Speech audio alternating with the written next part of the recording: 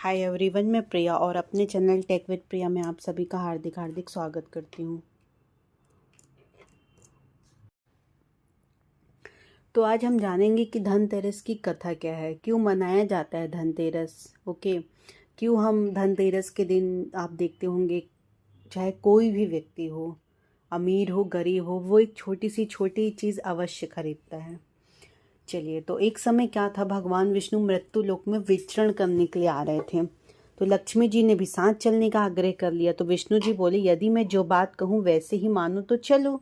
तो लक्ष्मी जी ने स्वीकार कर लिया और भगवान विष्णु लक्ष्मी जी सहित भूमंडल पर आए। कुछ देर बाद एक स्थान पर भगवान विष्णु लक्ष्मी से बोले कि जब तक मैं ना आऊँ तुम यहाँ ठहरो, मैं दक्षिण दिशा की ओर जा रहा हूँ, तुम उधर मत देखना। तो विष्णु जी के जाने पर लक्ष्मी जी को कौतुक उत्पन्न हुआ कि आखिर दक्षिण दिशा में क्या है जो मुझे मना किया गया है। तो भगवान स्वयं दक्षिण में क्यों गए, कोई तो रहस्य जरूर है जो कि मुझे लेकर नहीं गए। तो लक्ष्मी जी ने कहा, लक्ष्मी जी से रहा तो गया नहीं। जैसी भगवान ने राह पकड़ी वैसे ही माँ लक्ष्मी भी पीछे पीछे चल पड़ी। कुछ ही देर पर सरसों का खेत दिखाई दिया, वह खूब खिला हुआ लहलहा रहा था। वह उधर सी चली, सरसों की शोभा से वो मुग्ध हो गई, तो उसे उसके फूल तोड़कर अपना श्रृंगार किया और आगे चली। आगे गन्ने का खेत खड़ा था। लक्ष्मी जी ने 4 गन्ने लिए और रस चूसने लगी। उसी क्षण विष्णु जी आए और यह देख लक्ष्मी जी पर नाराज हुए श्राप दिया। बोला, मैं तुम्हें इधर आने को मना किया था पर तुम न मानी। यह किसान की चोरी का अपराध कर बैठी। अब तुम उस किसान की 12 वर्ष तक सेवा करो और इसे सजा के रूप में स्वीकार करो। ऐसा कहकर भगवान उन्हें छोड़कर क्षीर सागर चले गए। लक्ष्मी किसान के घर रहने लगी। वह किसान अति दरिद्र था। तो लक्ष्मी जी ने किसान की पत्नी से कहा कि तुम स्नान कर पहले मेरी बनाई देवी लक्ष्मी का पूजन करो, फिर रसोई बनाना, तुम जो मांगोगी मिलेगा। तो किसान की पत्नी ने लक्ष्मी के आदेशानुसार ही किया। पूजा का प्रभाव लक्ष्मी जी की कृपा से किसान का घर दूसरे ही दिन अन्न धन रत्न स्वर्ण आदि से भर गया और लक्ष्मी से जगमगा उठा। तो लक्ष्मी ने किसान को धन धान्य से पूर्ण कर दिया। किसान के 12 वर्ष बड़े आनंद से कट गए। 12 वर्ष बाद लक्ष्मी जी जाने के लिए तैयार हुई। तो विष्णु जी लक्ष्मी जी को लेने आए, तो किसान ने उन्हें भेजने से इनकार कर दिया। लक्ष्मी जी बिना किसान की मर्जी वहां से जाने को तैयार न थी। तब विष्णु जी को एक चतुराई की। विष्णु जी जिस दिन लक्ष्मी को लेने आए थे उस दिन वारुणी पर्व था, इसलिए किसान को वारुणी पर्व का महत्व समझाते हुए भगवान ने कहा कि तुम परिवार सहित गंगा में जाकर स्नान करो और इन कौड़ियों को भी जल में छोड़ देना।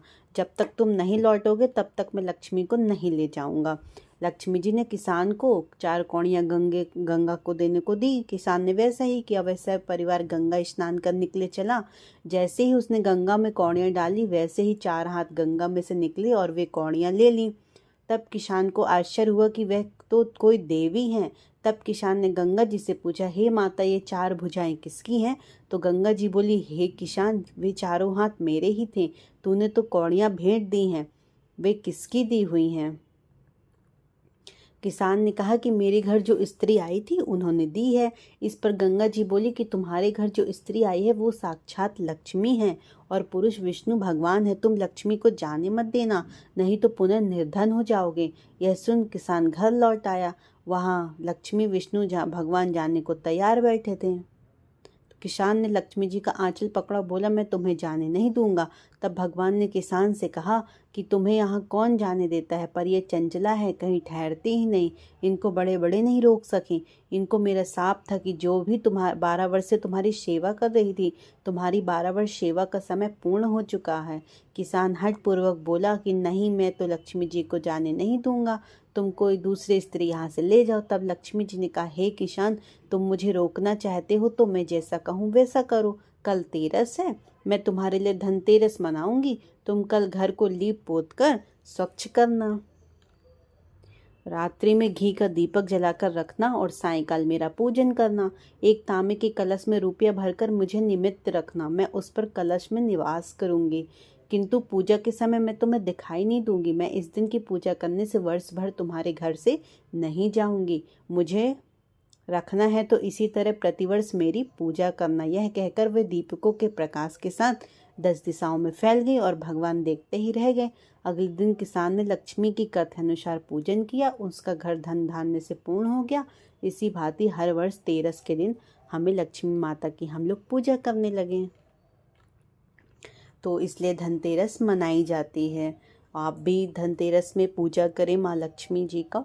ओके, तो जल्द ही दीपावली आने वाली है। 12 नवंबर को दीपावली है 2023, है ना। तो आप सभी को हम दीपावली की हार्दिक हार्दिक शुभकामनाएं। आप ये वीडियो को अपने परिवारजनों या अपने फ्रेंड सर्कल में शेयर करें ताकि वो भी जाने कि हमारे धनतेरस की पीछे का पौराणिक कथा क्या है। जय हो लक्ष्मी मैया